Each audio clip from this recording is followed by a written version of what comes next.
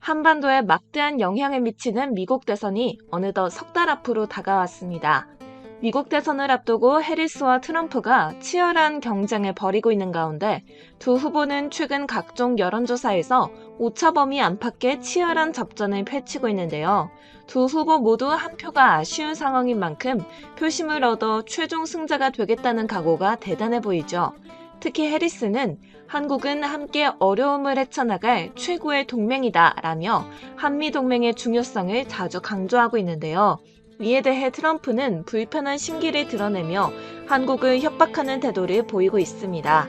과연 어떤 일들이 벌어지고 있는지 해당 소식을 좀 더 자세히 살펴보겠습니다.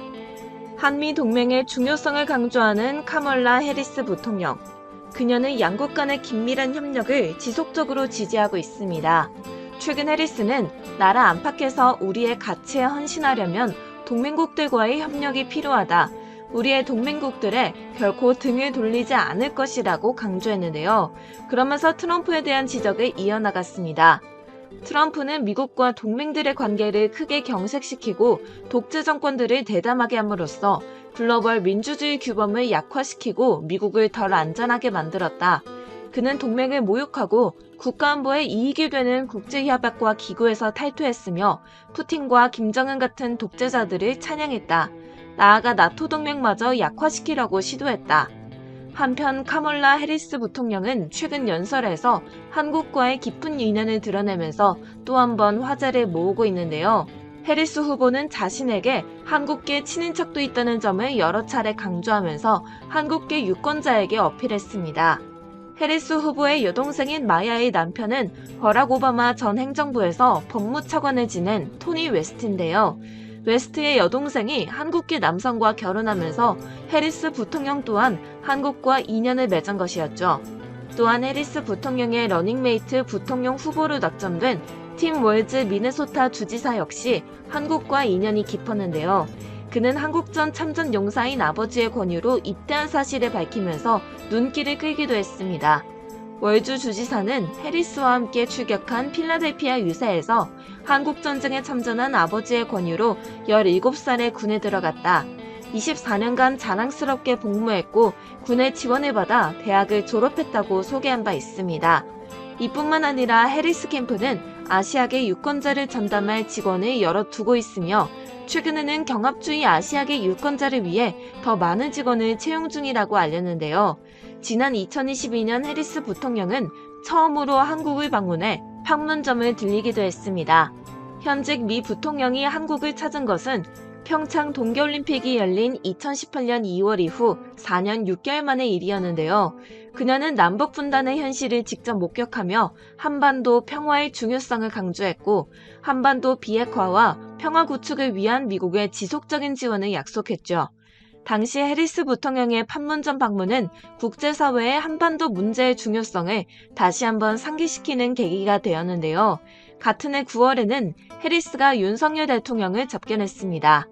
용산 대통령실에서 윤 대통령을 접견한 해리스는 북한에는 악랄한 독재 정권이 있다면서 한미동맹의 굳건함을 가시했고 비무장지대 방문 일정 때도 나의 방안은 미국이 한미동맹에 강력한 의지가 있다는 뜻을 표시하는 것이다 라고 강조했는데요.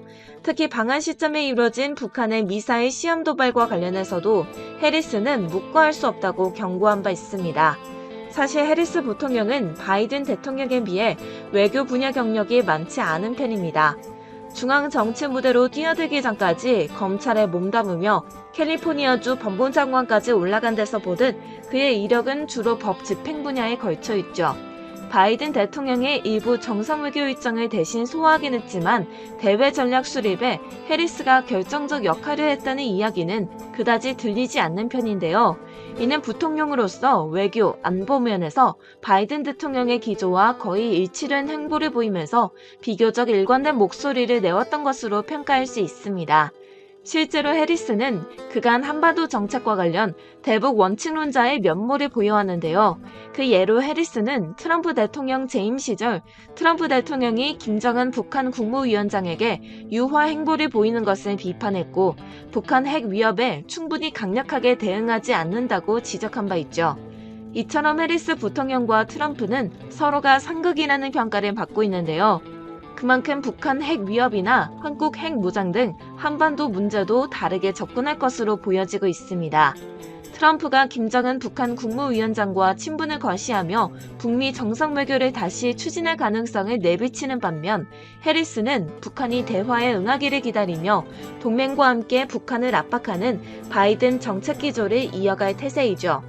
해리스는 한국군 전투기에 미군 핵무기를 탑재하는 나토식 핵 공유 방식을 추진하고 전술핵 탑재 핵 잠수함을 한반도에 전개하는 등 실질적인 핵 우선 정책을 유도할 것이란 관측이 나옵니다. 바이든 행정부 같은 경우는 한미 핵 억제를 통해서 핵 우산을 씌워주고 있고 그런 부분들을 강화하는 측면이기 때문에 핵 개발은 절대 안 된다는 입장을 보이고 있죠. 반면 트럼프는 무역 분쟁을 이유로 미군 철수로 한국을 직접 위협했다는 지적을 받고 있는데요. 어쩌면 지금 한국에게 당장 떨어진 발등에 불은 한반도 안보 지형의 급격한 변화일 것입니다. 북한과 러시아 군사 밀착으로 북한의 핵 미사일 위협이 새로운 국면을 맞았기 때문인데요. 이로 인해 한국에선 자체 핵 무장론까지 거론되는 상황입니다.